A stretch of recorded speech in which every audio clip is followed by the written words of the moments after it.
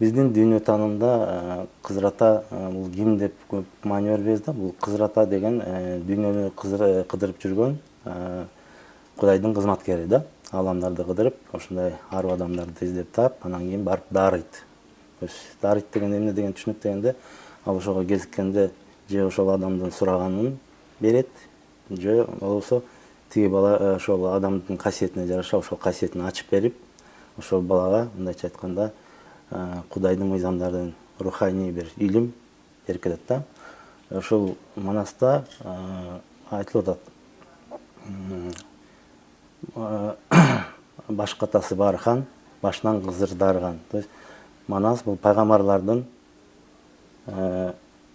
баласы да.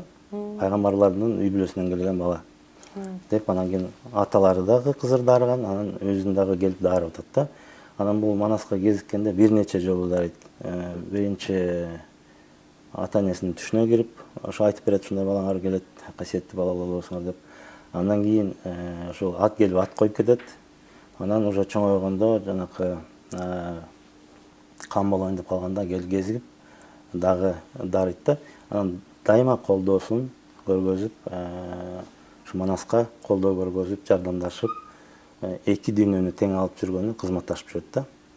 Дароо ошол бизге арка жүлөк пирлерибиз бизди колдоп жүрүт деген ошол адамдын эки тизгини бир чылбыр колунда болуп, ошол эки дүйнөнү бирдей алып жүрүшүбүз керек да.